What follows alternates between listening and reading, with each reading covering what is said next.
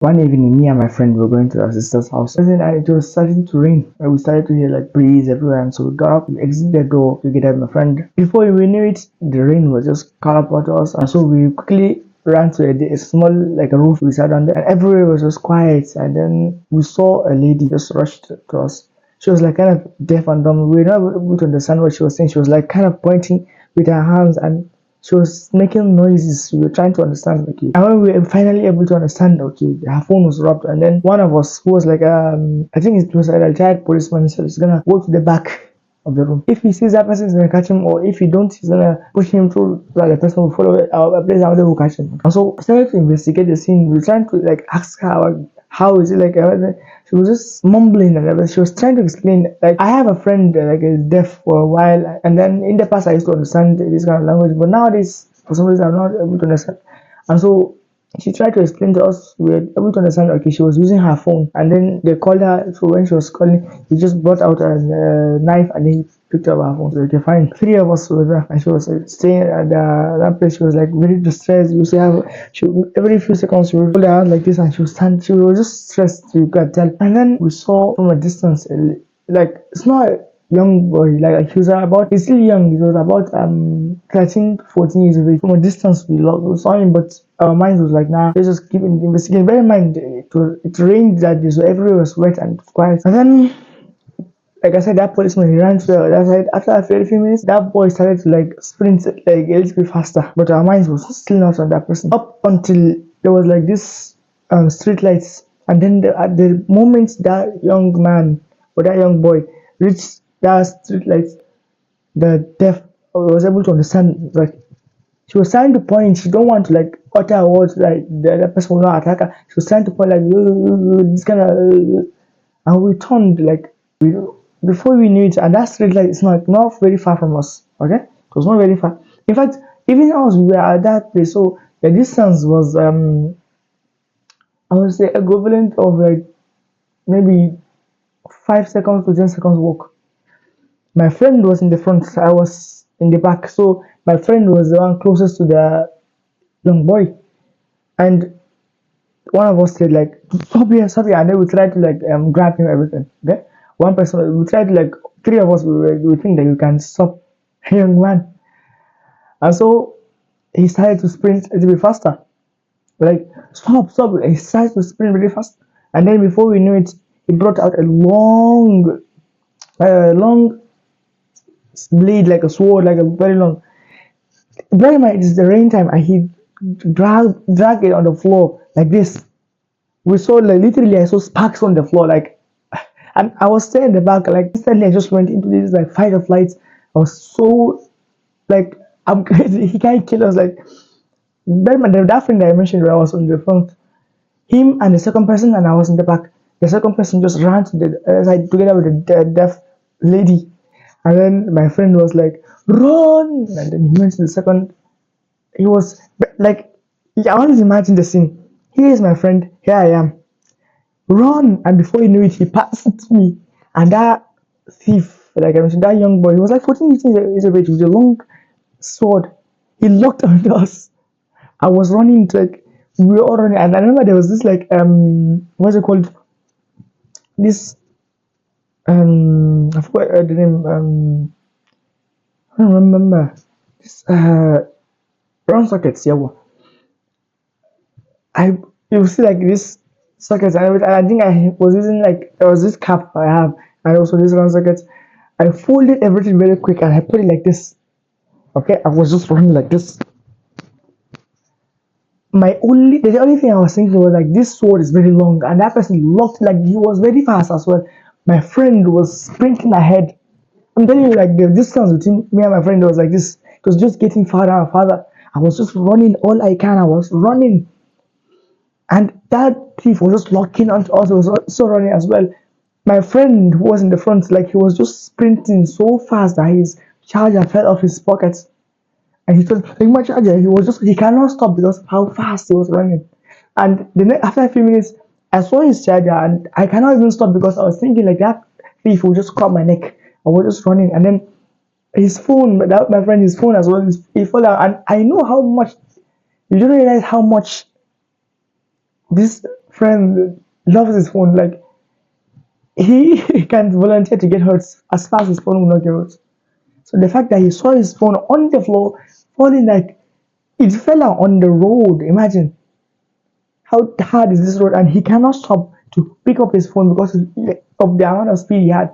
And when I reached my turn, I cannot stop because of the moment I saw my neck, like that was the only thing, my neck, and the boy started to wiggle this phone like this, and it was very very long. Like for some reason we were just sprinting, like before you knew we recovered, before we knew it, recovered an unrealistically long distance. And then one of my friends wanted to like turn into this, like there's a corner, like I for some reason there was a car that came in there, and that's why he did not follow. If not, he would have followed it. And the distance was like very far. I was just like, normally a person would get tired after a few seconds of running. It was his speed would decreasing, but for me the speed was just increasing because I was getting like these goosebumps every single time I just think about my neck. I get fired up and run very faster and faster. My friend was just sprinting ahead like this. Before we knew it, I saw the phone. I cannot stop. I passed the phone. The thief, he saw the phone. Okay, he wanted to grab it, but there were some people that was chasing him as well.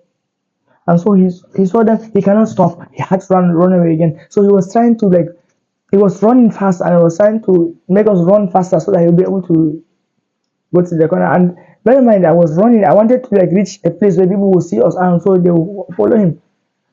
And so we all passed that corner, and the thief just went into the second corner. And then everyone was like, they saw the amount of speed we run. Like this is not normal. And we started to describe, okay, this is what is happening. There was this thief, there was this, and we explained everything to them. And so some people laughed at us, actually. Some people laughed at us. And like I told you, there were three of us at that time. The first person, they went to the left side, and then both of us followed the right side. That person was, after we came back, he was like, I found the phone on the floor. I found the thief phone or whatever. I was just, what's the word? Boasting. He was just boasting about, I saw it. And the way he was describing the story was that he said, the thief took the phone, and he stopped the thief and collected the phone. It doesn't make sense. Like the thief had a sword. How can you just give me the phone and you just give the phone? Of course not. The better way people describe it is that he saw the phone as well and he ran away. And so we explained, okay, like this is his phone, my friend's phone, or whatever. And some people came and we explained everything. Like everyone I explained, apart from those people that were watching as like little kids, like when I explained the story to my mom, to my sister, to almost everyone I explained, they told us we did the right thing. We did the right thing. Like some people, and very few people were telling me that we could have stopped, and I was like, how do we know? We did not know about that thief. Like we knew about it, but we didn't know it was that small person. And had it been we knew, we would have carried something like, for example, a chair or a table. We didn't know that up until he reached a distance before you knew. Like imagine a person running, sprinting, and you're standing before you kick up momentum to run.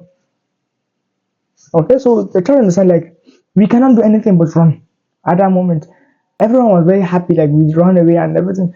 But in my mind, I was thinking that was not the correct thing to do. That is not a thing a brave person would do. Even though we had run away, but still my mind was just constantly telling me like you could have done better, you could have done better. This was just too much coward. Is it the word cowardice? Yeah. And for about 3 to 4 weeks, that's the same thing that was just echoing in my mind. Every single time I'm remembering that event, remember I could have done better. We just ran away from. Bear in mind that story happened when we were like 19 years of age, and that kid is like 14 years of age. Physically, he's shorter than us. Physically, he's weaker than us. You can see he's very, very weak. But it's just that he had this sword, this long sword, and for some reason, like some people like put like this poison on sword. So whenever they touch you, even if they just touch you with their sword, if they were able to just get a little bit of the blood, that's it. And so that is why we try to avoid the blade. I'm not saying what we did was wrong, but in my mind, my mind was just attacking me, saying that I could have done better. I could have done better. And then that's when I realized, okay, the thing have already have happened. What can I do after this thing happened? And so I thought about it for a while, and the conclusion I came up with is I should start exercising like I was. And exercising, I've been exercising when I was young. Like I used to do like these push-ups. I already have a six pack when I was about 6, 7 years of age. I've grew up with a six pack, not a problem. But I said to myself, I need to start exercising. I need to become bigger. I need to become more stronger. And that was the time we actually started coming out of for this like morning exercise, morning workout. But just I was not consistent. I was not consistent. And after that thing happened, I realized, okay, I need to be consistent. I need to take my life like really, really seriously. I'm a Muslim. I'm a Muslim, and for some reason, some Muslims have this negative perception to like exercising. They think like, nah, the Prophet did not do like a press up, did not do like this, like push sit ups, whatever. And so they think like, nah, exercising is not part of being a Muslim. But if you look at the description of the Prophet Muhammad, you realize that he had like what's it called, an aesthetic body, like the modern day people like they are looking for. When you look at his shoulders is wide, like he has a six pack, he's physically strong, and he's like a warrior. Okay, so as generation goes, like it's not exercise is not bid'ah. Okay, try to understand. I'm not trying to push exercise into Islam. You're supposed to be you're supposed to be physically fit because there's a hadith. The Prophet ﷺ says, "Al-mu'min al-qawi khayr min al-mu'min al-da'if." A strong believer is better than a weak believer, and both of them are good. Think about it. A strong believer is better than a weak believer. The scholars they explain the word qawi in the verse. It doesn't only mean physical strength. It has physical. It can be a person can be physically strong, mentally strong, spiritually strong, emotionally strong. All is a part of like being strong. You have to be strong as a man. Okay, you have to be strong. And some Muslims like they sit down and just eat so much because they don't know the kind of things to eat. They just eat whatever they want. You as a young man, you have to understand the you've probably had so many people just talking about self-improvement, self-improvement, self-improvement. And for a while there's this self-improvement I was just protocol I was following, and the problem is that there was just so many haram things and it was formulated by these non-Muslims, and so I decided to create my own self-improvement protocol. I call it the Muslim self-improvement. And I've been tracking my data for about 4 months now. Think about it. Over 4 months, I have the habit tracker. You cannot see it, but it's right there. It's like day 126 right now. And so you need to get onto some sort of self improvement. Be improving yourself. Like you need to. You don't need a gym, okay? For example, some people will say, "I know they don't have a gym," but engage in some form of exercise. You can be working out. You can be doing calisthenics. Some people can be doing like martial arts. Some people like some of my friends, like for example, they will go to football, for example, in the morning. I'm not trying to encourage that. It's just that be physically fit because you don't know what will arise. Like some people, they talk about the hard days would come. Are you ready for the hard days? I could have died. Imagine. Had it been we didn't know how to sprint very, very fast, we could have died. Imagine if I was like over, let's say, over 200 pounds.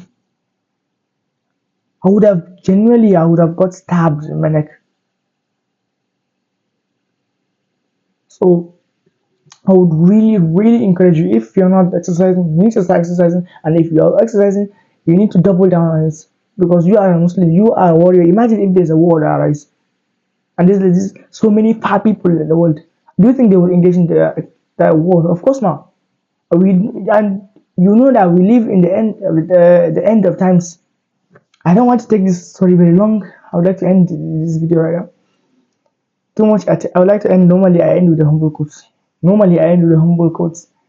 Too much attention makes a donkey think he's a lion. Assalamu alaikum wa rahmatullahi wa barakatuh.